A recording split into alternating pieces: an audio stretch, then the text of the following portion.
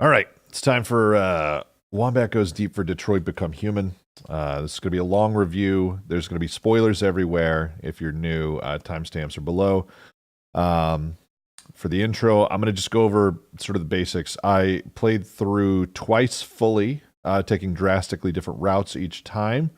I replayed certain scenes 5 to 10 times to see as many paths as I could, given the way I came into a given scene. There are still some paths I haven't explored. The basic through line in the story, as far as what's good, what's bad, and that sort of stuff, I feel like I've got. It didn't really change much across things, so I'm pretty comfortable with most of what I'm going to bring up. Um, Obviously, if anything is super wrong, that's fine. Let me know in the comments, but do sort of note that I don't read in-game codexes. I don't make it a point to read in-game books or stories, and I don't read external wikis at all. I don't consider them to be part of the standard experience that most people are going to have, and therefore not part of the experience that any game developer should be aiming for. Destiny can have as many codex entries as it wants. I'm not going to read them, so you have to portray stuff to me. Same thing here, right? Except just for Detroit. So also for anybody that's watched these before, I'm going to break it up a bit more. This time it's usually graphics, gameplay, story. This time it's going to be basically that, but with more sort of chopping up the story section. So let's get into it. We're going to go ahead and start off with the graphics. It's a great looking game generally. It's on par with other titles in the same sort of budget and area. Until Dawn is a fantastic example of things that look basically just as good, if not better in some respects here and there. There are definitely sort of blemishes in the edges. I will say there was really good looking hair. There was a little bit of nice hair bounce, and there was nice individual hair pieces. I thought there was some nice attention to detail there. Some nice subsurface scattering on that shader, but again, those are pretty, sort of standard shaders at this point. And some people did come off looking a little bit waxy and robotic here and there, not necessarily robots. So they can't really hide behind that one. They're not beyond anything anybody else is doing at this point, especially considering how the game works. And I'd say that how nice it looks is almost a little bit misleading, since 98% of the time the animation is canned and there's very little dynamism. So there's not a lot that's really moving at any given time. So there's nothing to be really spending too much horsepower on. A lot of it's going to be on dedicating GPU cycles to shaders and kind of making things look nice in that way. They're also working on fixed hardware, which means, like, honestly, if I feel like if you put somebody like Naughty Dog, pointed them at this sort of a project, the game would be really even disgustingly beautiful. Whereas this, it's fine. It looks good. You know what I mean? But yeah, like I said, not a lot moves, and everything that does move is moving in a very programmed canned animation kind of way. So there's some complexity there with getting all those animations to play right, and I'm sure there are probably some videos around YouTube of that not working properly. But in general, it's going to look that good. It didn't really blow my mind with anything that it did, and most of the mocap is quality, but that's basically the area of expertise that Quantic Dream is on top of. That's their thing, is that they have an extremely expansive mocap department. So nothing really super surprising there. From a design and aesthetics perspective, it looks fine.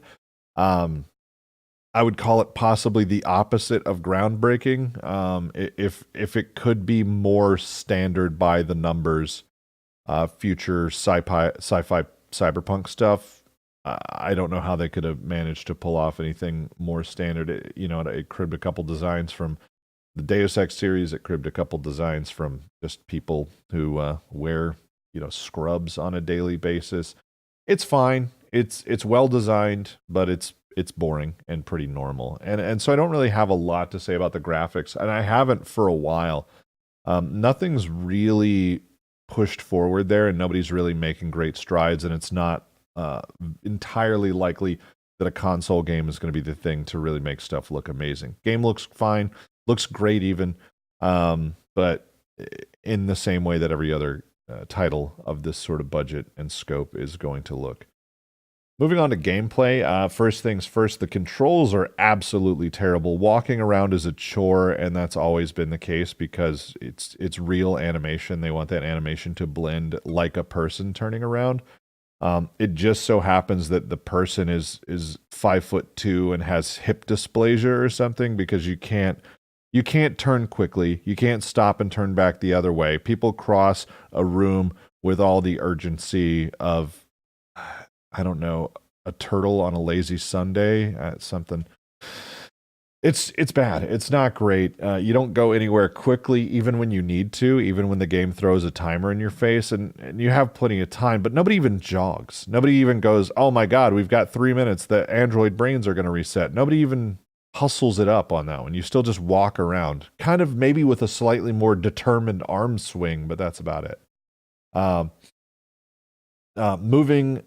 Using the camera and context-sensitive actions on the same stick sometimes works. Like, it's as consistent as it's going to be, but it is still incredibly inconsistent, and most times I just ended up wiggling the camera around while I was trying to do the context-sensitive action that was in frame. So that's not great, not super great there. There are instances where that ventures from confusing into out and out bad when there are two controllable characters that happen to be fighting against each other. And it's not entirely clear who I'm controlling from moment to moment. Probably the biggest instance of that was if you try to chase Kara across the street with Connor across the big highway, you end up in sort of a struggle where it's kind of hard to tell whose side you're on because it doesn't make it very obvious who's switching. Same thing sort of happens with Connor and Marcus later on, but less so. Just a minor annoyance on that one. I'm going to call that one a minor gripe. This one is a story complaint sort of here, but memory erasing, I'm going to call it gameplay because it's used as a gameplay trope to sort of force... it's used regularly as a gameplay trope, but memory erasing and memory loss, it has to do with how, the player approaches the game. So when you have a character in game have their memory erased or have memory loss of any kind, in this case, Kara gets her memory erased. If they lose events, right, or they're not supposed to remember somebody, the player... Like, if the player hasn't seen it, that can work out okay. But in this case, and in most cases, they just end up erasing the memory of something the player was actively there for. So it ends up being a stupid mechanic because we remember that. We know that we did that thing. We know that we saw that thing. So I'm literally, just because of, the arbitrary needs of the story at this given moment, locked out from doing things that make sense. And it's especially... frustrating in a David Cage sort of game where the problem is your memory gets erased, like in the specific case at Zlatko's, your memory gets erased and you're literally just forced to walk upstairs into sort of slavery, into, I'm just going along with the scope of things, and it doesn't really make a whole lot of sense that I would do that, because I know that I'm not supposed to do that. I know I didn't lose my memory, and I know what the character did and what the character's motivations are.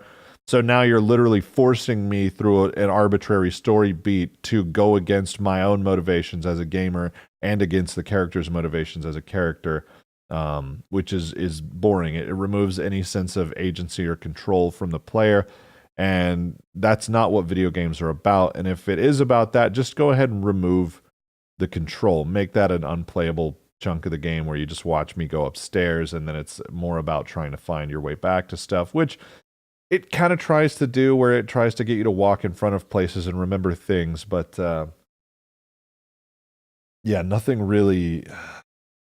nothing that sort of saves it from that being a problem. But I'll talk plenty about story later on. It's going to be the bulk of the review.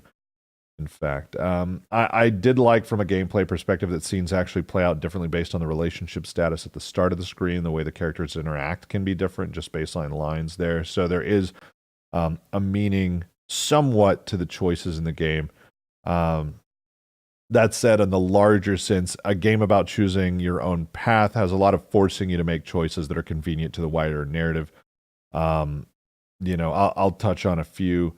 as we go through, but they're all over the game. And the worst part is, in some cases, there are phantom choices that lead to the same outcome with no relationship changes. So you will say something, and then you'll get sort of a slight difference in dialogue right then, but it won't change anybody's respect for you or how much they like you. It won't really do any of that stuff. Those are... It's less so in this game than other David Cage games, so I could give it a pass, but it's still a major problem of rather than trying to make a truly kind of choose your own adventure with consequences and things like that, you end up in you've got to start at the same place and basically end at the same place within a sort of margin of error that they find acceptable on most of the things. You kind of have your couple of paths, and even worse in this, and like I said, we'll get into that in the story section, which we're going to get to soon. Even worse in this game, the game has already come to its own conclusion. So there's a lot of forcing you down certain roads. And it's really, really frustrating if you had an idea in your mind of what you want the character to be like. And that's how you come into these games, right? You sort of come into this game like, okay, I've kind of got the rules of the universe that they seem to have set up for me, and this is what I want to do. And then when that's not an option, it becomes frustrating. And while I am willing to accept that from, just a sheer work perspective, it's not entirely possible for them to make every possible conclusion, there are plenty that always seem to get left out, and it's becoming more and more common in games like this and Fallout 4, where, say, just being a bad guy is kind of left out as a possibility, and even if it is left in as a possibility, the game punishes you for it rather than letting you succeed at being evil, which I always consider to be a problem. Not really super surprising in David Cage's case, because this is his love letter to hating slavery or whatever, but that's fine. One last gameplay note, because I don't really have anywhere else to put it. The music in the game is incredibly intrusive and overbearing just about all the time. The music swells constantly to the point where it's regularly over the sound of some of the characters' voices, or at least competing with characters' voices. It is insistent and bland, and basically, again, you're going to hear the words by the numbers a lot during this review, but that really kind of describes it well. It is your generic sort of tense action movie music most of the time. Really standard stuff. You can tell the sorts of movies David Cage has been watching, because he is not punching out of the box at all on this one as far as the score goes. And again, it's competently written. If that is the best that the composer for this game has to offer, then I wish him well in his Hollywood endeavors, but otherwise it is a very boring soundtrack to listen to, and mostly just full of the same looping kind of generic tense action beats and standard kind of background noise that you hear in any kind of Hollywood production these days. So that's it. That's gameplay and graphics. I've been trying to keep those a little bit lighter lately, especially on the graphics side, because those are just very, very samey. And in this case, there's not a lot of gameplay to talk about. But possibly in the future, we'll talk about that a bit more. Story. This is where I'm going to start breaking things up a little bit. So we're just going to go ahead and jump into it. I'm going to try and keep it that way everything's a little bit clustered. Hopefully I haven't duplicated too many things, and I can talk about it a little bit more coherently. So characters. In this case, I'd say the performance is varied. This is sort of an overall idea of characters. Performance is varied, but we're basically good on the whole. Connor and Hank were both really great. I enjoyed them. I feel like Connor really did robot the best out of everybody.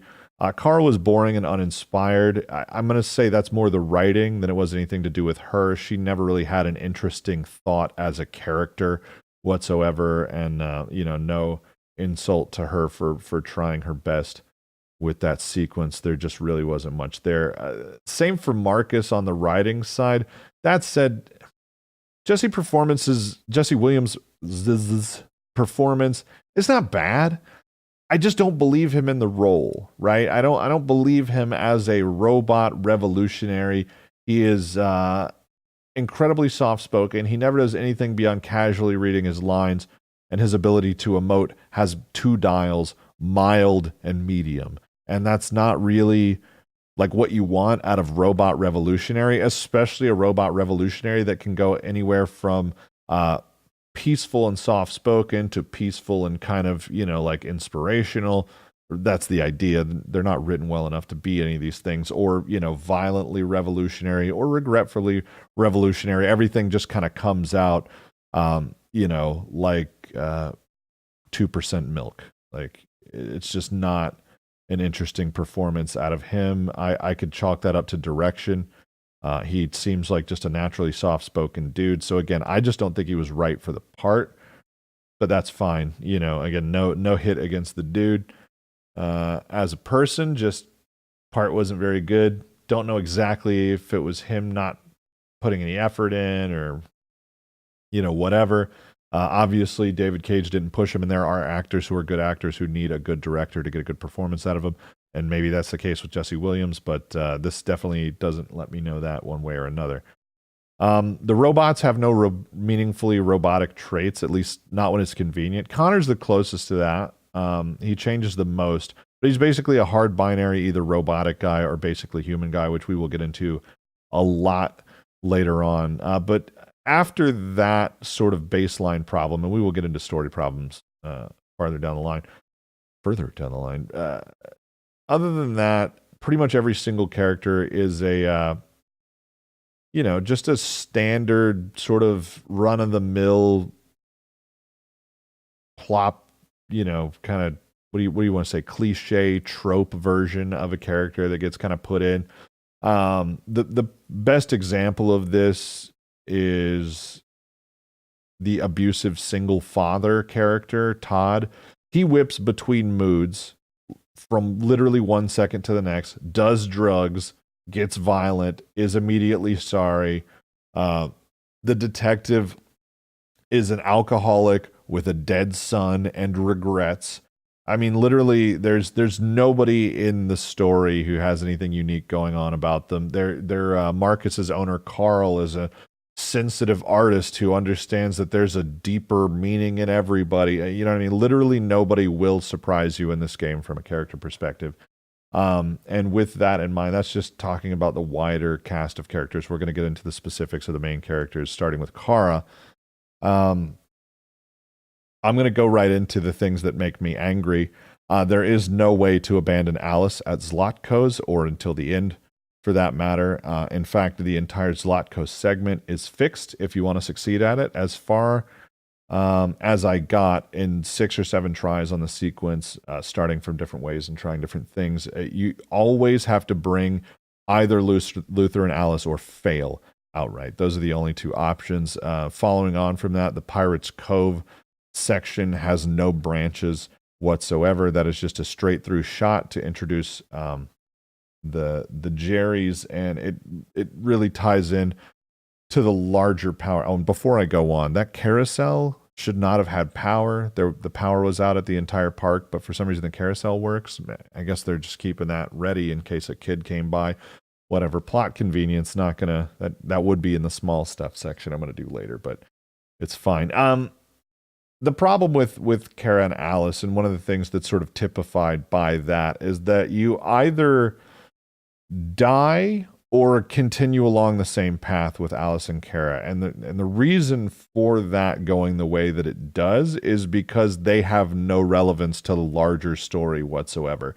They are basically entirely a subplot that exists just to sort of tell a weird, unconnected sort of story that doesn't actually explain its own themes or explore them properly, which you'll find as I go along is a real theme of this whole thing. So let's talk about that and the themes and how there's no relevance to the wider story by starting with the biggest reveal that everybody already knew was coming because they telegraph it like 19 times. Alice is a robot. So one of the things that kind of proves that this is maybe one of the worst twists in the history of video gaming and nay storytelling ever is the fact that, well, if you played the game through and you saw the Alice was a robot thing, play it again and see how you feel about Alice this time. See if Alice comes off as a charming, whimsical child or just an annoying nuisance. And I guarantee you, even if you maybe kind of thought you liked Alice on the first playthrough, that second playthrough is going to grind. And here's where the problems start to come in. How come Alice never acts like a robot? Why is she so realistic in her child reactions without fail, unlike Kara and the other robots? Why at no point does she ever do anything remotely robotic? How come Todd never refers to her once as a robot or a bad purchase or anything that an alcoholic, drug-addicted, abusive dude who lost his wife and got left with the bill for a child robot would say? Why is she still operant? I guess it's because he feels sad, but if he's going to be abusive, you'd call her a bucket of bolts or some other standard phrase. Which just makes things worse as we run deeper down that line of thinking, because Alice can shoot Todd, from what I've been told, but she's never established as being a deviant, though she is missing her little button. And but again, if we keep walking down the line, she's missing her LED. And she can shoot him first, which means she was deviant. So we can explain that. We can go, Todd beat her. She feared for her life. She became deviant, but was unable to overpower him. And apparently never knew that the gun was in his drawer because she never tried to kill him or run away. So again, lots of questions there. Possibly she was waiting for Kara to get repaired and come back. That's an argument we could make. So we'll go with that. That's fine. But let's stop. If she's a deviant, why doesn't she ever feel the need to stop acting like a child? Everybody has very dire feelings as well about saying, let's save the little one. Let's save that. We have to save the little one, as though she's a real child who's going to grow up. She's the same as them, just programmed to act like a child. So when she becomes deviant, why does she continue to act like a child?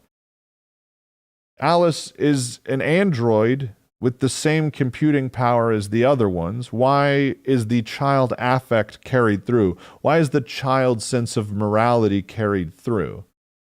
It doesn't follow. There's no good reason for it. And the problem, at a wider sort of story sense, is that Alice's android reveal subverts the entire message of their subplot. You know, and thinking you can get away with it just because you vaguely set it up in the beginning, it's not how it works. Like, right, just because you set up that she was a robot in the beginning, it doesn't mean that it doesn't subvert the entire message of their thing, which is that, you know, Kara thought this was a real girl. She thought she was really mothering somebody. That's okay, fine. But Kara knew she was a robot and then decided to pretend that she didn't know she was a robot, which is weird. Why would Kara self-delude? That's never sort of established as a thing that they would do. So now they have human faults and sort of thinking and logic, even though Kara didn't have her memories because she was taken back and successfully wiped. So over the course of 12 minutes, she fell in love with a baby robot and she just wanted to have a kid. It doesn't make any sense. And then when they find out that she's a robot, they just go, that doesn't change anything, does it? She wanted a mom and you wanted a daughter. And it's like, but it does change everything. She didn't want a robot. Like, the robot is just pretending to be a child. That's what I'm saying. It subverts the entire wider meaning of the game, that these robots are breaking free from their shackles, their programming, and becoming something more. So what you have is Kara and Alice deciding to just keep acting the way they're programmed, because that's what they were programmed to want. She wants to keep acting like a child because she was programmed that way, even though she's free now, to the point of nearly getting you killed about 900 fucking times. I'm just supposed to be fine with this dumb bitch pretending that she's going to freeze to death, even though she knows she's a robot and that she can't freeze to death. She never says, Kara, I'm a robot. I'm not going to freeze to death, and neither are you. Literally, there are pictures of my new model all over town. It's literally just there for the audience to go, oh no. But, you know, like, that's what that is. And like I said, the wider meaning of the game is that the robots are supposed to break free from the roles that they've been forced into by the people who program them. I assume that that's at least a minor theme of the game, considering they basically say it verbatim about 19 times. So what does that mean? What do these two prove? They're not supposed to prove anything. The answer to that question is that David Cage didn't think about that. David Cage just thought, oh, wouldn't the idea be romantic for little daughter to be a robot and lady wants baby and she also is a robot? That's all David Cage's stupid fucking French brain thought. So he just wrote that. He didn't think about how that tied in to the message, which again, they force things on you for the sake of the message of this game. And again, we'll get into that a little bit later. And then they put in this thing that just basically subverts the entire plot. The idea, their subplot being about how a human and a robot could get along together and love each other in spite of everything. And then he just whips out a twist because he wanted to, where a robot didn't actually love a human, a robot just loved a robot. So what's the wider meaning in that, David Cage? That if a white person thinks they love a black person, that black person's probably actually just a white person pretending to be black. Like what's the message? What are we supposed to take from that? By your own rules, David Cage. Explain it to me. Oh God. But again, that's fine. It's fine. It's a crap story that, again, it was supposed to share themes, but because they reveal Alice to be a robot, it doesn't. And also it means that literally everything you did with Kara was pointless. It was pointless because Alice was a robot the whole time. Not only that, there's good evidence that Alice was a deviant, so Alice knew she was a fucking robot the whole time. And not only that, literally nobody throughout the entire game, and I think I put this note later, but I'm mad about it now, recognizes fucking either of them. But we're gonna talk about that later. We're gonna move on to Marcus now because I've got a lot to get through. So starting with Marcus, again, these are all Marcus specific things. We're gonna go story and universe rules later. We're gonna talk about those more. If you fight back against Leo in the opening of Marcus's thing, Carl is still alive. Curiously, Carl does not demand that his robot be returned to him, and you still wind up at the dump. You could say he was damaged, but Carl clearly loved Marcus, and Marcus was a gift from a friend on top of that. So for an old man who is established as both sentimental and thoughtful about Marcus and his own mortality and his failure of a son, it seems like something he'd probably want repaired and replaced. We will get into the idea of repairing and replacing robots later on in depth.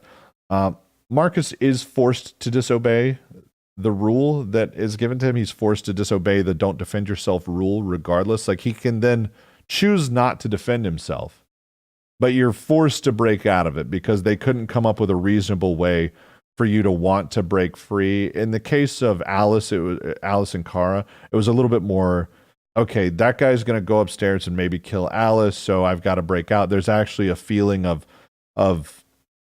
you know, I should make this decision because that's a good idea to save this little girl, right? On your first playthrough, at least. On the second playthrough, fine, just stand still and like both of them get murdered. In Marcus's case, you are explicitly told by one of the only human beings that's nice to robots in the entire game, don't fight back, they'll use it against you, which is a very reasonable argument. You know what I mean? There's a lot of reason for Marcus to not disobey that rule or even try to break out of his mind palace or whatever, which again, poorly established. We'll talk about it. Either way, regardless of what you do, if you decide to disobey or not, which I did both, it's fun to kill Leo. It makes no sense. It is maybe one of the most comical things ever. There are in this video game, since I'm going to go on this little tangent, there are in this video game no less than 3 times where you push a human being and they are just dead. And then that's it. One time is particularly hilarious because Luther does it and he pushes a cop and he just falls down and the police officer is dead.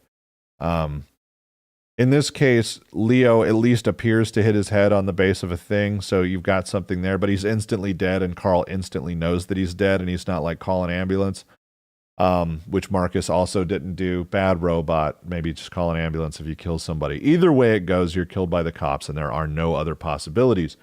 Moving on from there, it is Marcus's journey becomes this sort of curious little vignette for 2 different little chunks of story where David Cage seemed to forget that he was not making a horror game of any sort. So you walk through, a bunch of destroyed robots in a facility there. And weirdly, all of them are walking around and alive, but for some reason, nobody's actually monitoring this entire dump. They're just robots that have neither been shut down nor harvested for parts nor anything. And he walks through there, and it's supposed to be kind of scary, but you're a robot, so really, what are you scared of? And then you leave and go to Jericho, a rusty ship, at which point you're walking through the sort of underbelly of the ship, and there is a jump scare where North runs across a hall in front of you, and they play a loud noise. And I can't for the life of me understand why there is this. You're on your way to the island of misfit toys, and there's a jump scare for no fucking reason. I'm a robot. I'm literally here to find other robots. Like, what am I supposed to be scared of? It just didn't make sense. It's a minor one, I'll grant you. The misfit toys are all a bit one note and basically serve as uninteresting external consciences for problems Marcus could have had, depending on how you play through the game.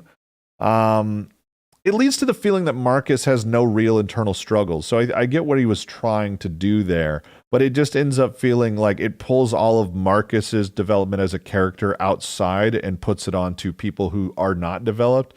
It sort of places a wall of paint on them that could have been his own struggles with how to be a leader, and he could have confided in somebody or even just, had discussions or felt overwhelmed by the entire thing, but they don't do that. So it leads to Marcus feeling like he has no real internal struggles since he just does whatever you press on the controller. And literally the only time he's troubled is when you kill humans, at which point he literally delivers the ultimate cliche line and says, "Oh, the power, I kind of liked it."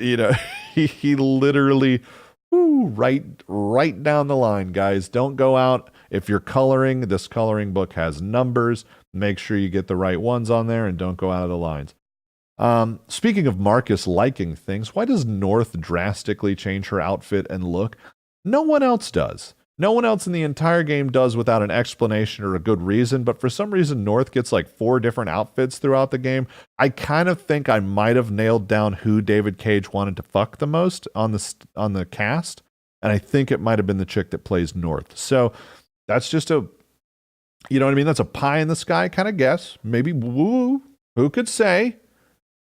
But I'm pretty sure David Cage wanted to fuck North, so he dressed her up all cool in anime like 5 or 6 times. So continuing along, I'm going to just let it go, because if there's one thing I don't understand in this world, it's David Cage's penis. The lame Avatar hand sex thing is garbage. I wanted to see robot titties. And that's just a big problem with the game in general. The symbolism in Marcus's segment, though, to move on from that, I don't want to harp on that as much as I want to harp on that. I want to harp on that. But the symbolism in Marcus's segment is especially ham-fisted and overbearing. The greatest example I can think of is that he literally lights fires for the revolution. And I made the joke the first time I saw it. I was like, oh, he's lighting a fire under them. He's kindling the flames of revel. But he is. That's literally the symbolism that is intended. That's literally what he's doing. You just silently light fires so that later in the game, you can light fires again for no reason other than that David Cage is absolutely the worst at visual symbolism. And he had no idea how to do that with like tact or class. So he had you light literal fires for robots, presumably to keep themselves warm with. I think the other big problem I had with Marcus's side of things is that every single time they touch a gun, they refuse to keep it, even during an actual gunfight. Which was absolutely infuriating and nonsense. I think that maybe they were done that way just sort of in the interest of thinking, okay, well, he's still struggling. Like maybe you decide to be peaceful after this, so he shouldn't hold on to a gun. But it's insane.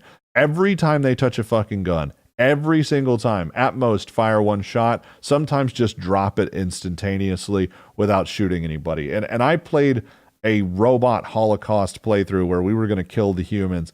It did not work. he throws that shit down instantaneously. Everybody does. And you see them getting shot. They're in gunfights, punching people and getting murdered. And at no point does anybody think, man, there's so many guns around here.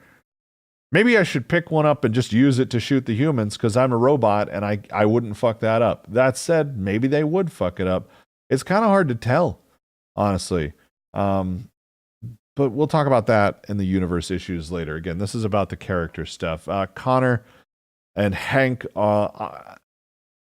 easily what could have been the best part of the game, but it really does fall apart depending on how you play it.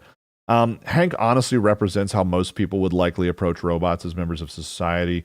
Even if they're sort of anti it at first, we are infinitely willing to humanize things that come even remotely close to seeming like people. Connor likes humans, Hank at least. He's seen, just like Marcus, that humans aren't all bad, which makes later turns in the story desperately annoying. One of those turns, everything kind of starts to fall apart towards the third chunk of the game for most of this, where what would have diverged into wider story paths, and does to an extent if you look at the flow charts, doesn't diverge as much as you'd think. Hank, for example, literally changes his mind about hitting androids over the course of a single line in the police station. Like literally, he gets taken off the case and then he goes sit down and goes, what if we're the monsters, or whatever. Why didn't we ever listen to him? Literally across a single line, has nothing to do with Connor and how Connor acts to him. That line plays pretty much no matter what. So to talk about Connor specifically, Connor's story, if you get to Jericho, literally ends with a non-choice: become a deviant or remain a machine.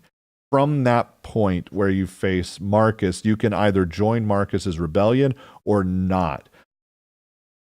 And what irks me about that is I'm choosing to shoot him. Connor can still be pro the idea of android freedom and be anti how Marcus chooses to run his rebellion, because at this point I was playing a playthrough where Marcus was insanely violent and anti-human, made demands and threats against humanity widely, but I can choose to stop being a machine, you know what I mean, who's making life worse for all the other machines even, which is what Marcus did. He just got all of his people genocided, basically, even if I'm a deviant. But that's a really core story problem that I'm going to talk a lot about later, but that's a strong line for people to go along with, and it runs through the game that, like, hey, same machine race, hey man, it's me and you, same team, bud, we're both mechanical on the inside. It's ridiculous. If Connor kills Marcus, and to just really drive the point home, if Connor kills Marcus, all of his development goes away entirely. He is 100% anti-deviant robot slave boy again, regardless of how human he has acted up till that point. You literally have to become a deviant or remain a machine. Literally. That it does not kind of sort of mean that thing. You have to join, the robots, or you have to remain a slave, and the story will carry that out. Connor goes to a roof to shoot north after killing Marcus, and Connor isn't a deviant, but somehow gets his hands on a sniper rifle, which is established in the very first scene of the game that he is not supposed to have or use. Hank then shows up, which raises a question: how does Hank know he's on a rooftop about to shoot somebody with a sniper rifle? How did he know he was up there? It's not like Connor regularly went to that rooftop. It's fine. Hank then says, we're in this mess because we refuse to listen to deviants. So this requires observing the wider world a bit. No deviant ever tried to come forward publicly, except when they hijacked a TV studio, which is a bad look. And in the gameplay, the playthrough I was doing, where we got this Connor on a roof sequence, we had shot 2 people at that TV station, and one of the deviant androids who helped them had tried to murder me, Connor. So at no point is it ever explored the idea that these robots became deviant and then tried to go to the news once they found out they'd be scrapped. literally in my game, they go straight from we have achieved sentience, we now want violent rebellion. And even if they wanted peaceful rebellion, there are better ways that they could have gone about it, but we'll talk about that again later as well as the Connor section. Your final binary choice is literally leave the roof as 100% robot or fight Hank and presumably either kill Hank or let him kill you. You can then shoot north or not in a building. But the final scene around that, again, his character development is completely gone. He's talking like a robot. He's acting like his original robot self, and it's all gone. After the credits, and this is going to tap into another universe rules issue, which we're going to get to here pretty shortly. After the credits, you get told you become obsolete. They can literally just upload his brain to a new unit. Death does not meaningfully exist for robots, but apparently this troubles you because you've been made obsolete, which is basically just like David Cage. If you choose to remain a machine, it's like David Cage came into your house during breakfast, slammed all the eggs on the ground, dumped the milk out, did everything, and you find some cornflakes and you pour a bowl, and David Cage, unhappy with the fact that you've somehow tried to wring breakfast from his clammy French hands, whips his dick out and pisses in your cornflakes. You cannot have anything with Connor if you don't choose to become a deviant. You literally cannot have anything positive in any way, even though you succeed in your mission. You are told that that's bad the entire time. So let's move on to story issues. This is a personal gripe about the story. I genuinely hate the Oracle character. She does nothing unless certain people are dead or you fuck up. And then she just delivers stupid, pretend sage lines as though she's some sort of magical woo-woo woman, but she's just a robot with weird, fucked up eyes. And she doesn't do anything. She's a non-character who just shows up as though she's important. And this game kind of has the Fallout 5 problem, where she's one of the many characters who, when they die or something dramatic happens, they play the sad music as though I'm supposed to give a shit, but I don't. There are a few of these throughout the game. They're not the worst things in the world. But from a story perspective, there's a lot of non-development of characters almost as a rule, even as most of the characters don't really develop. And when you fail to develop in the minor ways that the game insists that you do, you are punished with bad endings or people dying, and then they play the sad music as though I cared. So that's a minor. I probably should have put that in the small stuff section, but you know what? I just wanted to fucking bitch about the Oracle character before I get into the real shit. The real shit, and this is a massive story issue. All the androids think alike once they're awoken. They don't think for themselves. They just all immediately join the cause, and at no point is it proposed or considered that some of the androids might like what they do, especially androids in similar situations to Marcus, where their owner is very nice. And again, this is sort of a complex issue, and I get why they wouldn't go there, but they all get awoken into Marcus's hive mind as opposed to the one created for them. So, you know, it's all well and good for a rousing story about freedom, but it's fairly meaningless as a deeper exploration of the nature of these robots as living beings. And that's one of the core problems of this game. It never explores anything deeply at all. It just gives you this sort of surface washover of, hey, I'm awake. I just realized I'm a slave. Like he gets touched on the shoulder and all of a sudden he's out of his mind prison and he realizes that he wants freedom. So I'm literally going to join whoever happens to be standing the closest to me. Honestly, it's a bad way to make that sort of strong decisions about what to do with your freedom. Adding on to that problem, and again, I'll talk more about it in the conclusions section, the whole idea of this. The entire game is given from the android's point of view, with Hank being the only meaningful foil. Hence, Connor and Hank being one of the better parts of the stories. But we're already on their side, so the human-android loving each other angle was sort of an important one, right? So, like, we're already on the robot side. Everything is projected from the robot. Let me clarify that statement. Everything is projected from the robot side of things, right? Everything is hey, here's the robots. Here's how bad their plight is. Here's the stuff that you need to understand about why this is. So there really need to be a human android connection. That angle needed to be in there more so as to sort of validate that there are multiple things here, or maybe even diverse sorts of thought around the androids becoming human, but it's not. Every human we run into mistreats androids and treats them like garbage, which again, people don't even treat their Roombas like that. I mean, some people do, but you could imagine it has a human face and basically seems human. We don't need a lot. Again, I mentioned it earlier. We humans do not need a lot to personify something and imbue it with the idea of humanity. It would not take much to get people around to this. And I don't believe that the abuses would be nearly as widespread as humanly possible.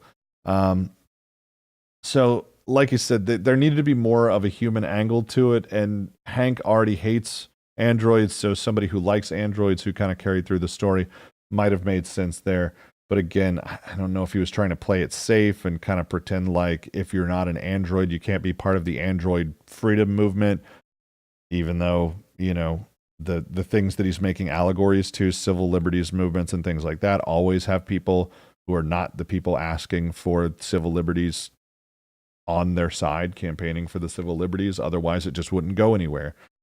Not without violence anyway, but I guess that's an option in that one. Also, speaking of public support, in spite of public support, no humans ever showed up in my playthrough where everything was done positively. We talked about freedom and did all the sort of stuff that the humans were going to like as far as being peaceful and making the right sort of statements. No humans ever showed up in my playthrough, not to march with the robots, not to provide care, not to buy parts, not to help sneak parts out to them. Like, it's a patently ridiculous idea, especially in America. In America, where people will literally march for any reason. If you get them riled up about it, maybe there was some amount of perception that I needed to get up more to get that plate. But like, I didn't actually see anything in the way the stories branched out that made it look like it was going to work that way. So I was really bothered by that. The fact that public perception sort of plays in kinda, but not really also. You kind of end up in the same situations one way or another. The third act pacing, the last third of the game, the pacing is a little too fast regardless of which route you pick. And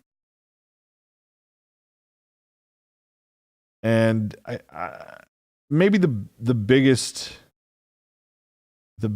issue I had came from the success route. So, and larger story ideas around how this revolution goes, right? So the last third kind of gets rushed through fairly quickly, even though the chunks have very large flowcharts in them. They all kind of play through with sort of poor pacing. Honestly, the pacing of the entire thing is a little accelerated from how any of this would really happen, and that's part of the problem with the overall story. But again, we've still got plenty of time, don't worry.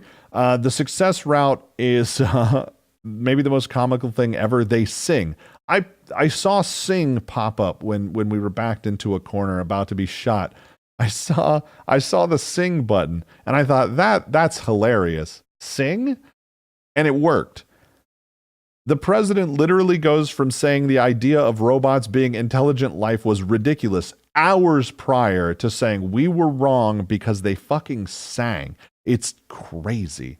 It's crazy. And worse, it might not be the case, but some people in my chat suggested they watched a bunch of playthroughs that this might be the only way at succeeding in your goals to convince humans not to genocide the robots, which just makes it comedy gold. It is easily the funniest part of the entire game. And I thoroughly recommend, if you ever see a button in a game that says sing, you press it instantaneously. It will be good, especially if the game takes itself seriously, like Detroit Become Human does. So that raises the bigger questions, because I didn't...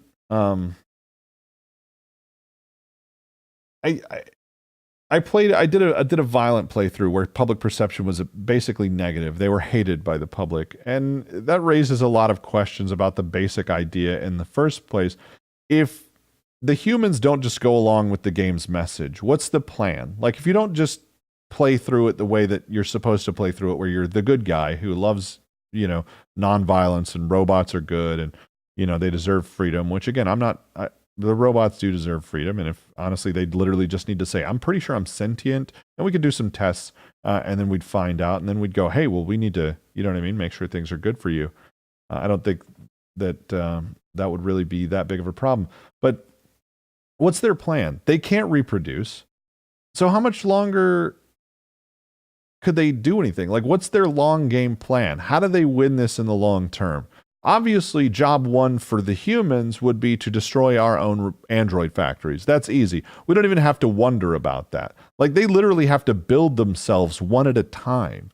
You know what I mean? They can't just go into a corner and fuck.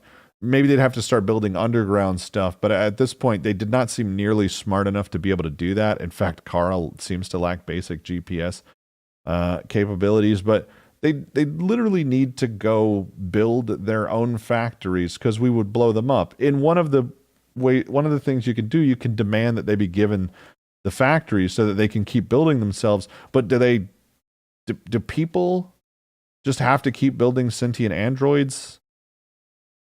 They don't ever die, so overpopulation would instantly become a problem, and at a certain point they would outnumber us if they were allowed to build that many, so they would become a threat at some point one way or another. Are they allowed to produce themselves? Are we going to establish limits for this sort of thing? None of these questions are broached, even in the successful side of the playthrough. And obviously, any violent revolution, it was absolutely doomed because, if your toaster starts burning you intentionally, you just throw the toaster away and get a more, easily corralled toaster. It doesn't make any sense. Those are the sort of bigger story issues, and it might not necessarily seem like that's a lot, but that's because we're going to talk about the universe rules issues now, which is where things really kind of branch out. And there's a lot of small stuff in the small stuff section I'm going to get to as well. So let's talk about the biggest elephant in the room, and that's the wireless problem of this entire universe and its rules. Why do they verbally interrogate a robot that should have data on its actions stored locally or in the core servers?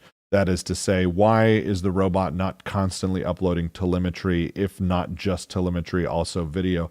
Be a great opportunity there to take the story in a different direction and talk about the surveillance culture and what actual access they have to these people's lives via the robot. Could have established that early and still had the game be about sort of a robot sentience and uprising, and even have that play into it if the robots manage to hack into the surveillance network because they're part of it. They already have access, right? They're robots. But that was, again, obviously never considered by the writer of this game, even for a moment. And how can the robots go as far as attacking a human without receiving a remote shutdown signal? At a certain point, there should have to be some heuristic for violence, right? For pushing. Their servos shouldn't be able to move their arms fast enough to punch a person or push a person, perhaps pull the trigger on a gun, but that requires a very specific hand motion. Why does their software permit them to make that hand shape? Why does the construction of their hand permit them to make that specific hand shape? Because nothing really quite looks like holding a gun with the trigger. I would be perfectly fine with my robot literally being physically incapable of holding a gun there. But again, why can they get that far without a remote shutdown signal? They do try to hand wave it, but it's just not, Anyway, why are none of the robots remotely upgraded to fix possible causes? Something cars and other devices can do currently. And why does it affect 100% of robots in spite of multiple revisions and upgrades? It really just doesn't make a lot of sense that there was no remote update push to these guys, or that the older robots are capable of sentience as well. Every robot we come across in the game just happens to be the newest ones.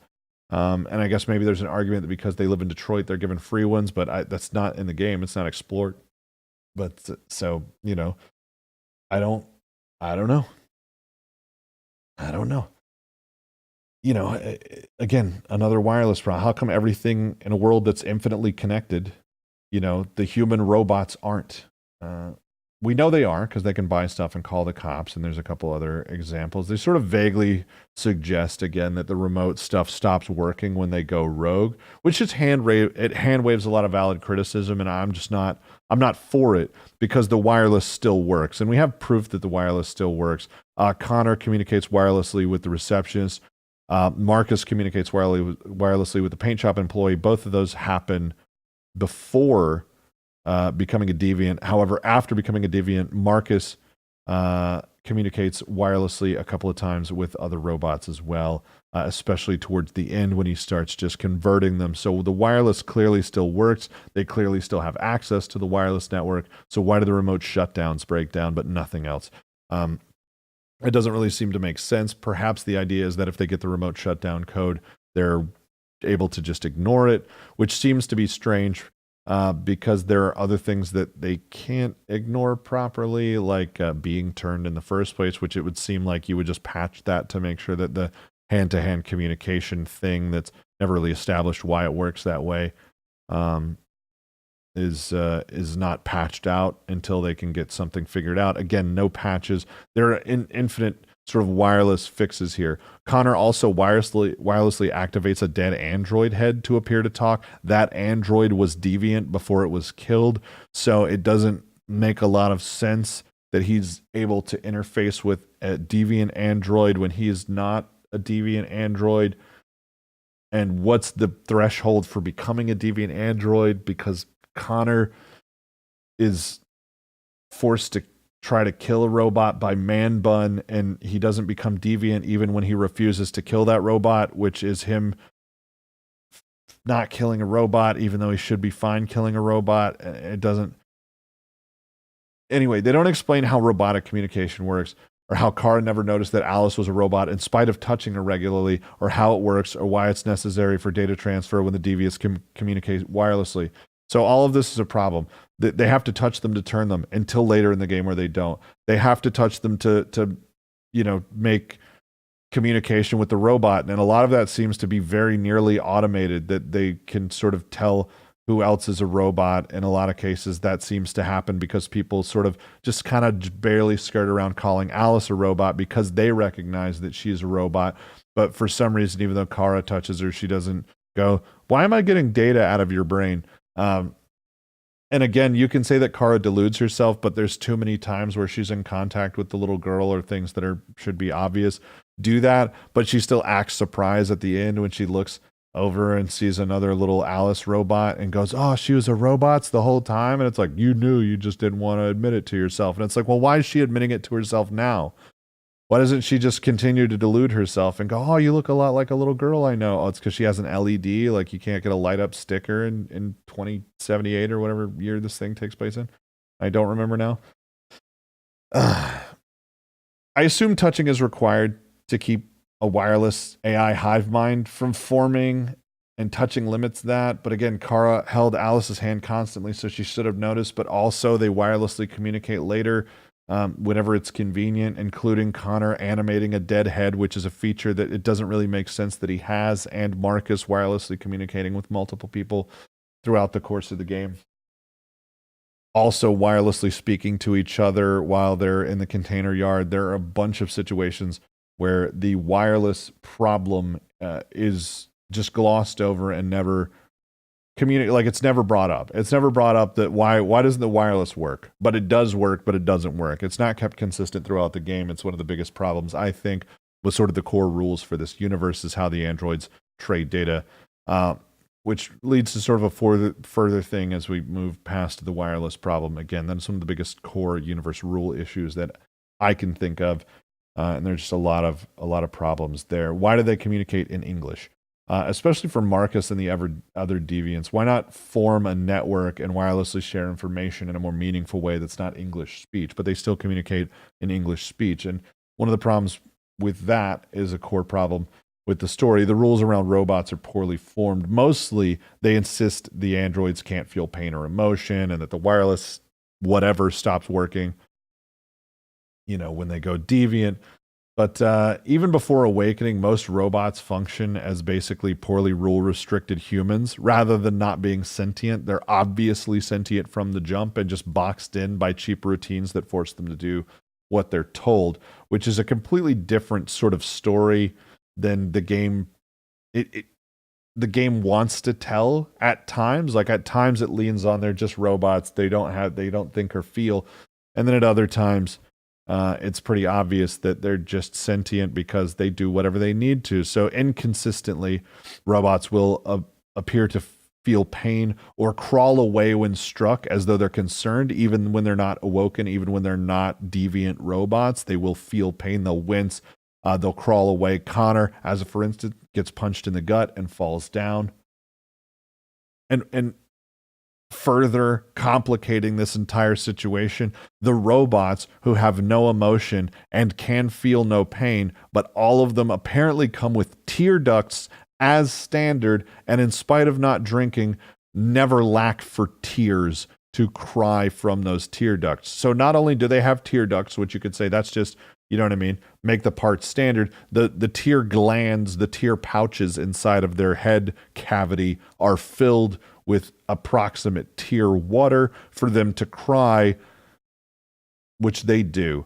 They also then do maybe the most ham-fisted thing in the entire story, robots who are forced to stand in the back of the bus. I laughed aloud when I saw this sequence because, Jesus, I mean, if you're gonna put the hammer on the nose, like miss a little bit at least. Like, let's not pretend, but it's not abuse. It's not abuse by the game's own rules. They play sort of meaningful music when they have them stand in the back of the bus as a metaphor that only humans who know that fact about our history will understand. But they don't have muscles. They can't ache. Another robot is sad that he was dragged behind a car, and they play the sad music, but he can't feel pain. It is explicitly stated repeatedly that he cannot feel pain. So why is he sad? Why is it a point that's made in the story with the sad music that he feels no pain and is apparently unfixable? They keep talking about dying. This is a major point throughout the story, and it's never consistently portrayed. They literally, early in the story for Marcus, go to get parts to repair androids, but multiple times they play the sad music, and everybody looks really contemplative and thoughtful when a robot, big air quotes here, dies, but they can fix them. They just turn them back on when you get parts. And it's maybe the worst when you're super late in the game with Kara at Rose's house, and a robot that you don't even talk to dies. And everybody, again, they play the sad music like, oh, what's her name just died. And it's like, just get her stuff. Just get her parts. She's clearly not like destroyed. Her body is whole. Just get her a new power unit. Her memory is still there. They literally transfer the memory from Connor into new units all the time.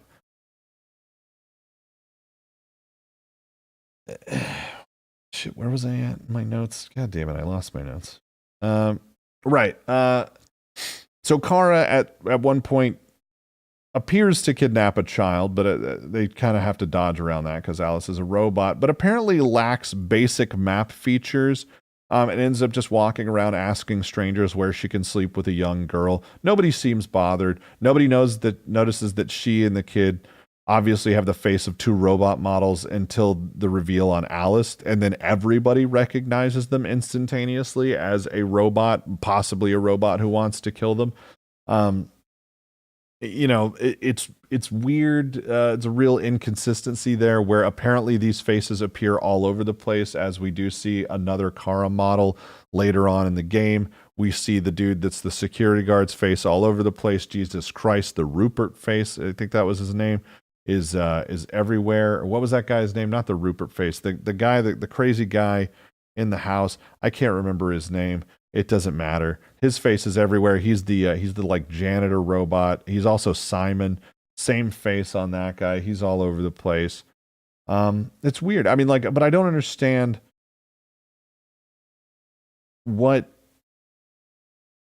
the sort of like, why doesn't she have GPS? Why doesn't she have mapping? Why doesn't anybody recognize her? Also, they put it in the news that an AX400 model killed, whatever. Like, do they not know that he had a YX2500 or whatever the hell Alice's thing was? Did nobody go, hey, you're an AX400 model who's acting kind of weird. You don't have your blinky. And they were on the news about that. That never happens really at any point past then. I guess they do try to have her avoid being out in public after the night after because they have her chase, but they really just avoid tackling that subject from then on. Also, the cop that comes to Rose's house later doesn't recognize that Kara is an AX400. In fact, the same AX400 that is supposed to be recalled as it murdered a human being.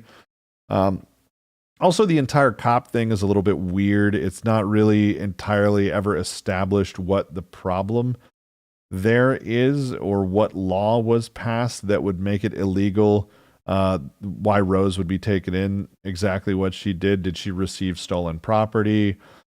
They're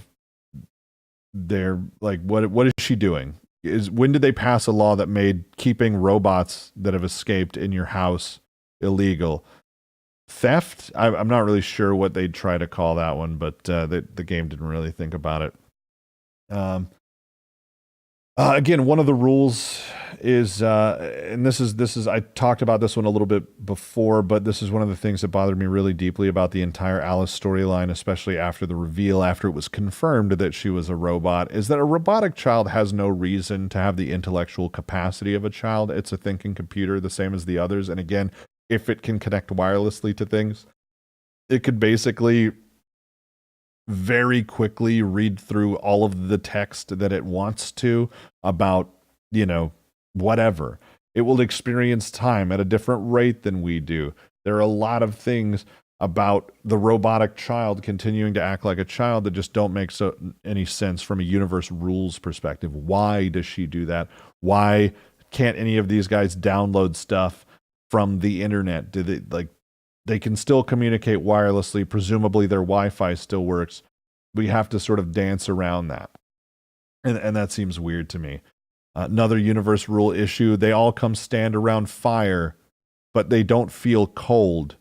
I don't know if that's supposed to have some meaning, but again, it just seemed like ham-fisted symbolism, but it's just one more thing that just doesn't make sense, that seemed poorly considered. Again, with Marcus, later on, I killed a human guard while we were robbing the CyberLife warehouse, and the android guard just stands there after the fact, not calling security, like he literally said he was going to do just a half a second before I stabbed the guard. And this is before he's turned, supposedly, or maybe he turned but didn't say anything for weeks, like before I got there, or maybe he turned right when I stabbed a human, and that gave him a real hate boner for people suddenly. Nobody touches him. It doesn't get explained at any point, but there is dialogue that suggests that he helps you if you choose a different way. Like maybe he just realizes that you guys are going to get killed and he gets sad, or maybe Marcus touches him. I didn't go through those branches, but in the branches I went through, I stabbed the human guard, and that guy is just apparently instantly on our side, but there is no dialogue at all. They all just stare silently at each other and then go back to robbing the CyberLife compound. Doesn't make any sense. Another thing that is left inexplicably unanswered is whether sex bots have installable vaginas. Normal robots, have no genitals. So that's weird. It didn't make any whatever. Again, back to the Rose thing. I'm also bothered by that entire sex club scene, but that's fine. There's some stuff. There was obviously supposed to be nudity in the game that got removed at some point. Obviously. Because there's nudity on the box, but everybody's in a sports bra. I think David Cage didn't want to offend certain people. It's fine. The cops will arrest Rose, the Underground Railroad lady, for a crime of harboring deviant androids, which is weird. Because especially the timing, right? Androids, the public doesn't really have any idea that the androids have gone rogue in a wider sense than the broadcast. And again, what law was passed to make that illegal? I guess it makes some sense if you're violent. Otherwise, If Marcus isn't violent during his portions, I don't understand what legal responsibility any human being would be under to return their defective or recalled goods. The government can't just issue a statement and say you own a thing that's vaguely possibly dangerous. You have to, return it. Maybe they did and it just didn't get covered in the story, but it doesn't get covered in the story. So there's really no reason for Rose to be under threat. She should, sort of genuinely be able to keep robots there. And honestly, when you're on the passive playthrough with Marcus, it makes the cop seem like he's doing random stop and knocks at people's houses. Also, just don't invite the cop in. The cop has to get a warrant. You know what I mean? If you're planning on leaving literally hours later, just don't ask him to come in. Just don't do that. Maybe Cage doesn't understand that, but you know what? It's fine. Later on in the game, electronic, when you're right up next to the last march or last fight with the humans, electronic communications is restricted. Apparently, it's said very clearly, and that there's martial law and nationwide curfews and all sorts of things that the government doesn't really have the right to do. But every TV station is still broadcasting live and flying over a robot internment camp in a major city where there appears to be no restricted fly zone. So not only are they broadcasting live, those are communications, they are then flying over an active military, happening. And all during a nationwide curfew. Again, they're your own rules. Dave, you put them out there. That's how it is. Another thing that, maybe this one's minor if you want to feel that way about it, but you still have barriers after becoming a deviant, and this one's obviously a conceit to gameplay, but it's slightly annoying when they could have just designed the levels a little bit more intelligently and you wouldn't need to be stopped from walking places. I guess there are things that happen on more open streets, but you have barriers. If you try to just walk the opposite way of something you're supposed to do, even after you've become deviant, you'll run into a barrier that looks exactly the same as the barrier you hit before you became a deviant that says you can't go this way, turn around. This isn't the way to, Jericho or whatever. So, bit of a strange one there. I feel like that's an oversight and they really should have handled that one, but some people will call that one a minor one. I'm going to call it a universe rules issue because, frankly, it shows the exact same warning barrier from before you went deviant. So what is stopping me? Is there a deeper world here? Has David Cage actually created some sort of a magical, interesting thing where, they just think they're rebelling, but it was all just part of the exit program that Man Bun mentioned? If that turns out to be the case, I will hang myself, because I don't want to live in a world where David Cage is competent. According to Hank and Connor's Path on the Roof, androids are literally no better than human doctors at doing surgery, even though Marcus is accused of doing everything perfectly by Leo and paints a picture perfectly replicated earlier when Carl asks him to. Robots also appear to be no stronger or smarter than humans in this world, which is strange considering they literally are sentient robots, and if we get them to that point, they will necessarily be smarter than us, especially with their ability to instantly access all information. We do see Connor, for example, look over 243 files in the matter of an instant by transmitting them into his brain, but again, at no point is portrayed as smarter or stronger than humans, with most of the robots in the game actually easily losing hand-to-hand fights against humans who have no augmented power that I'm aware of, including, just losing against Zlotko and like, again, not just against the cops. They just lose fights against people. Also, it only takes 2 bots to flip a car, with Marcus and North doing so earlier in the game, but apparently they're not any stronger than people are. None of this makes sense, and Cage clearly put no real thought into how these machines are going to operate or what the unique traits as machines would be, intelligence-wise or strength-wise. He couldn't have, I will insist, because a single minute of thinking over this makes you wonder why things work that way. You literally have to never step back and ask the question, why does this work the way that it works, Dave? And he didn't do that. He didn't ask himself that question. So here I am going, why are they not smarter, stronger, or better at surgery, even though apparently they can do everything else perfectly, including piano, chess, painting, etc. It seems like they would be uniquely well suited to that task. Although Hank is very specific, very generic in his statement that his child dies because the robot surgeon, operated on him and he still died, and the damn human was too high on drugs to come in. It's a really, really cheesy, terrible scene with some really bad writing. One of the best. It's one of the best scenes in the whole game. Moving on. Small stuff. These are little tiny things before I get to the conclusion that I think really warrant going over. Anderson has a retro MP3 player with a headphone jack. It looks like a pre-wireless model, like RCA Lyra kind of thing, like a really kind of generic, even old Sony MP3 player, but it uses wireless headphones. That bothered me. I didn't like that. Carl wears the same clothes if you stay in the house as if you steal from the laundromat. Her pants also fit upsettingly well, considering she has stolen them from a rotund black gentleman. I don't know why that guy was wearing super tight pants. We'll just assume they were for his girlfriend. He looked single. But yeah, you get the same Kara clothes in her sort of just after running away sequence, regardless of where you stay. That sort of bothered me. I did enjoy looking at her in the tight pants, though. That was nice. There are no scissors in the bathroom of the hotel the night you go in, and in the morning, the scissors are magically there. The bacon that Marcus serves has been sitting under the cloche for easily an hour, but it still sizzles when he takes the cloche off after literally going upstairs, getting him. I mean, you can just bring him downstairs, but the bacon's sitting there the whole time. It doesn't make sense that the bacon sizzles.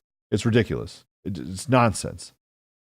Also, and this one's a funny one because I think this is like maybe kind of a problem that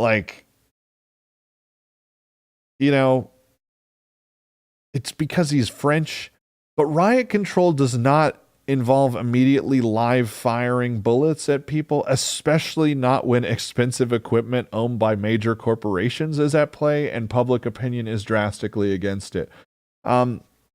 We have literally seen the reality of a world where breaking up a riot or interfering with a riot or, even a peaceful protest, if you want to call it that, in whatever given situation,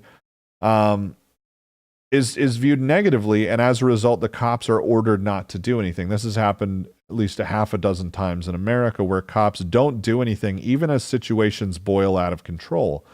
I guess the argument is that these are androids, so it was fine to shoot, but that's not likely to hold water, given the public support was for the androids,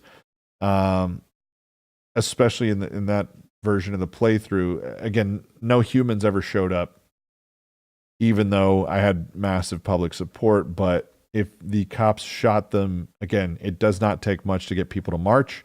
And I guarantee you, there are a lot of people in this country who, if something is just capable of saying, I've become self-aware, they are very, very likely to believe it with very little proof. It's not exactly an academic question at that point. The words color and flavor appear regularly in the game, and that upsets me. That's not how we spell it, Dave. Just, you know what I mean? Back to the drawing board on that one, bud. Maybe you were trying to piss me off. It worked. When Marcus goes to steal the truck, there were bolt cutters just sitting in with the truck they're going to steal. The Marcus and North are going to steal. Everything else around them is trash bags, almost 100%, or otherwise, refuse. But there are just bolt cutters sitting around in that little lot. It doesn't make sense that bolt cutter would be there in absence of all other tools. They also then cut the lock so that they can smash through the front of a building. So rather than just drive the gigantic truck over a chain link fence to go smash it into the front of a building, you have to find a bolt cutter so that you can cut this lock off. Why bother cutting the lock? Surely the truck weighed enough to be a match for the chain link fence. Maybe I'm wrong. It pissed me off. A single hamburger, according to David Cage, is 1,600 calories. No. And an extra large drink is apparently the size of a child's cup. I don't know it had 710 calories, and it could not have been more than about 8 to 10 ounces at the most. It was a tiny, tiny cup, especially when you account for the ice. But the hamburger was a single hamburger, normal size, 1,600 calories. I have no idea where the fuck David... I mean, there's an internet. You can just look that up. Again, they're minor things, but it always sort of strikes me when that sort of inauthentic stuff shows up. I don't mind American stereotypes. I really don't. That's fine. But it does remind me pretty aggressively that this was made by a Frenchman. You know what I mean? Especially when some of the attitudes on display and grander talk just don't ring true to American ears, which, it happens a bit in this. Again, minor complaint. There was definitely nudity removed from this game. I'm going to assume fear of backlash. I will assume that there was supposed to be nudity at the Robot Sex Club and possibly even in a couple of other places, but that it was pulled. Again, he maybe pulled that on his own, or he maybe pulled that out of fear of public backlash, or he maybe pulled that because Sony said, hey, remember last time you put a naked person in a video game, we almost got sued by Ellen Page, that's her name, for Beyond Two Souls. So maybe that's why they pulled it out. Possible reasons, but obviously there was nudity removed from this game, and I think it's worse for it. Another one, and this one could actually go under universe rules, but I didn't put it there, and I probably should have. When androids die, their skin stays on, which seems weird because they can remove their skin by pressing a button, which suggests to me that their skin is powered by the same core energy parts that keep them alive. So if they were to die, if they were to become non-functional, which means they lack power in 99% of cases, why does their skin stay around? And in some cases, their skin is sort of half on, like the one chick that Marcus meets on the ship. And in some cases, you know what I mean? They're just chunks missing, like they couldn't regenerate it in that area. The way the skin works is really poorly established, along with so many other things. And here's another one. This is just a speculative idea. The smart cars could likely have had much of the same logic and capability of the androids, but there's never a sense of concern or camaraderie over them. In fact, they flipped over and set multiple cars on fire if you choose to do that. Again, just the idea there is that there's not really a lot of consideration put into those things. Why, if this is fairly standard high-tech, vision recognition stuff, that sort of thing, could the cars not have been thoughtful? I'm willing to let it slide. It's a bit of an esoteric complaint, but you know what I mean? There's a consideration to sort of take on board there. That's the small stuff. I'm going to kind of cycle around to a couple things here as I go into the conclusions. Race, while being a large and ham-fisted subtext, is represented well in the actual characters. The characters are just characters. They're not great characters, but they're just characters. They have goals, desires, and motivations, and none of them are driven by modern sort of race antagonism. None of that really comes up. None of the characters feel like they were forced in there to meet some sort of a quota or anything like that. So that was pleasant. I think that's just David Cage is behind the times on what he's supposed to do, or maybe he isn't behind the times, but he still, just tried his best to write humans as humans, even when those humans were robots. Also, thank fuck the characters were attractive. This new blemishes and ugly people fad, it's fucking annoying. Nobody's ideal avatar is ugly and dumpy. And even if they are, even if somebody's like, I want to be ugly and dumpy because of some, I don't know, current way that I feel about stuff, that shouldn't ruin it for the fucking rest of us who use games as an escape, just like most media. It's supposed to be a look at a world where things are more fun or exciting or interesting, or just, there's things that you can do that you can't do elsewhere. It's disgusting that people keep chipping away at that sort of idea just to make fiction as dull and ugly as modern reality. It's not what fiction's supposed to be. I hate it. Talking about the positives, since I'm in the conclusion section, you do need multiple playthroughs of the game to properly get the value of it, and the game doesn't really give you much of a feeling that you should bother story-wise, which sounds like a negative. However, the flowcharts do help in this regard, as you can see all the stuff that you've missed. Now to stop being polite. I know I have been polite for maybe about 30 seconds of this entire interview to this point, but let's go. The entire premise of this game is tired, it's uninspired, and it's chock full of ideas that are ripped from every major franchise ever, every Android franchise, half the sci-fi franchises. And then they're just sort of cheaply painted over with that sort of David Cage brush, which is really standard David Cage stuff, and he is in pure form in this game 100%. I'll say that this game brilliantly showcases the shortcomings of both David Cage's game system and his writing. Press X to emotions is not something that works in the face of more complex themes. In fact, I'd say it fails horribly, and I wouldn't be wrong. Short, punchy conversations are great for sort of an action film, but they don't capture the nuance of the situations that are in David Cage games invariably going to get heavy at some point. And in this case, his short, punchy conversations make no attempt to capture the nuance of a situation. You have short, little tiny vignettes with people. Occasionally someone will monologue at you to show that they are either a good person or a bad person, and then they will move on, leaving the entire thing behind with no lesson learned and nothing interesting coming out the other side of it. Worse than that still is that the core difference between androids and humans never comes up. It's never addressed by the story or even the setting of the story. And to me, that's one of the biggest crimes that it commits as a piece of science fiction. It just serves as a straight across the board discussion of a new sort of racism in his mind that's just a vague reference to an old sort of racism. And at no point is the specter of android supremacy raised. Even when talking about killing humans, nobody brings it up. No one ever calls humans lesser. No one ever talks about how we're clearly better than them because we're smarter and faster and every other thing than android would be. Likely, I think, because it would have clouded the message, which seems to supersede any attempt at an honest story. The message was job one. The story was there to feed the message, nothing else. It's basic, like early high school writing class sort of stuff. Maybe college if you're a shit writer and you think that a degree in creative writing is going to get you anywhere. It's not genuinely exploring the ideas of humans or technology or relationships between the two in any meaningful way whatsoever, or at all, really, for that matter. Further, humans don't need a lot of convincing to go along with something having thoughts and feelings, even if they don't really.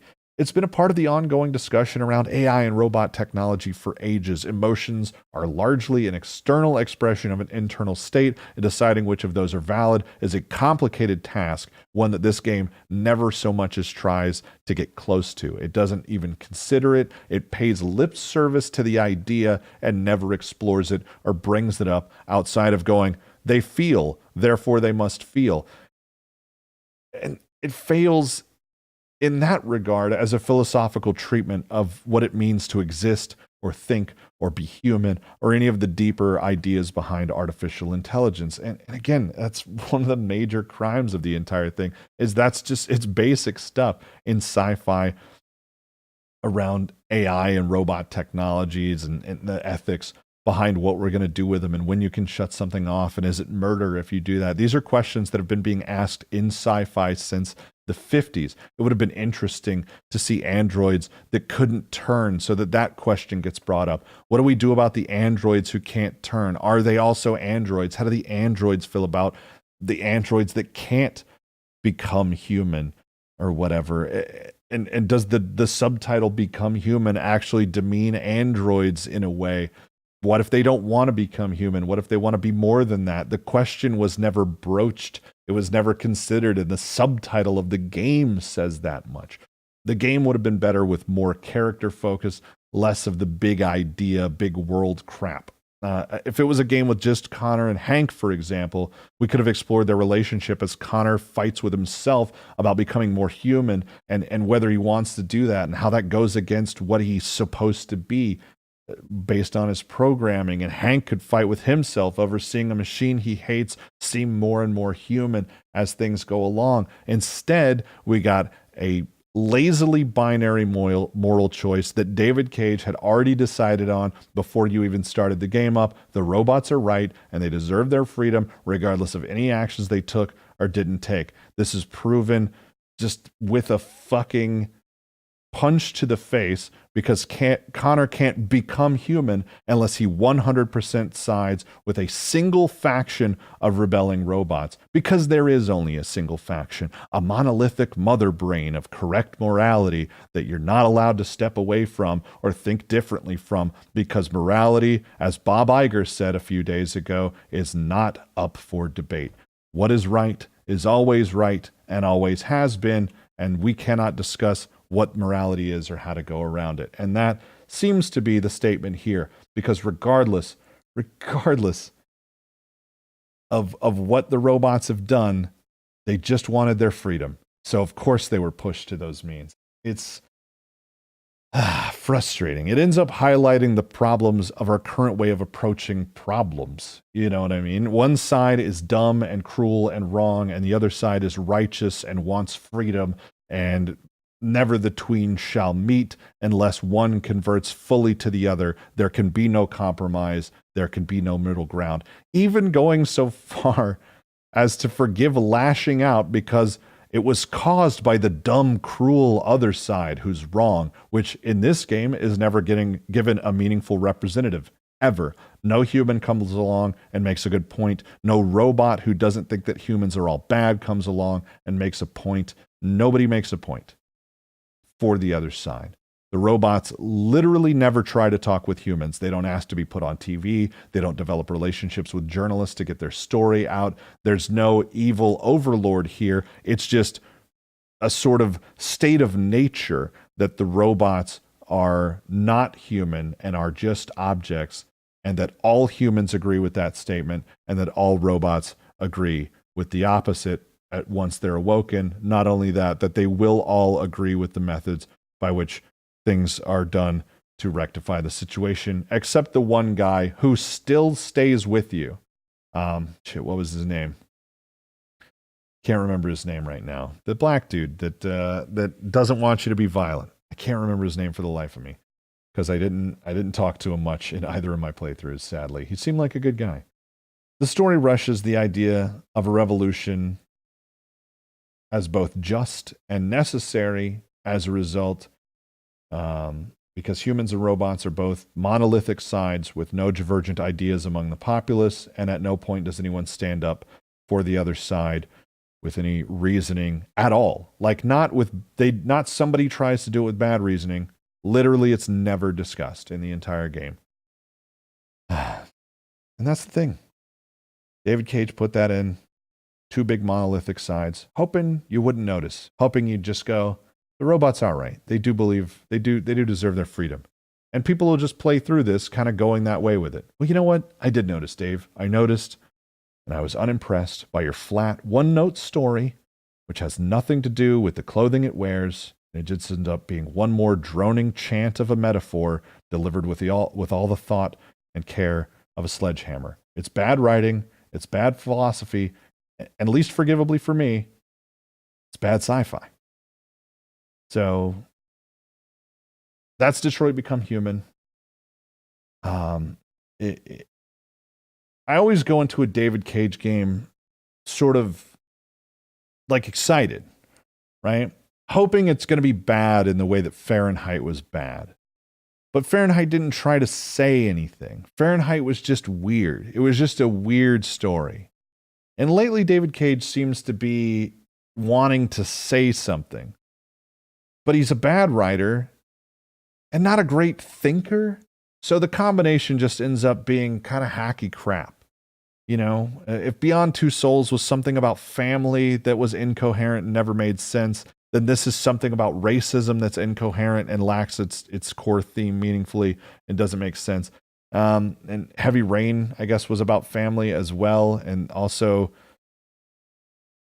yeah, family, that one kind of carried through its themes. Okay, I guess, but they were ham-fisted and obvious and overbearing, just like everything is in this game. It's all awkwardly positioned, and David Cage really, really is an anomaly to me. How he has a medal from France for these games is shocking. But again, the game's fine for what it is.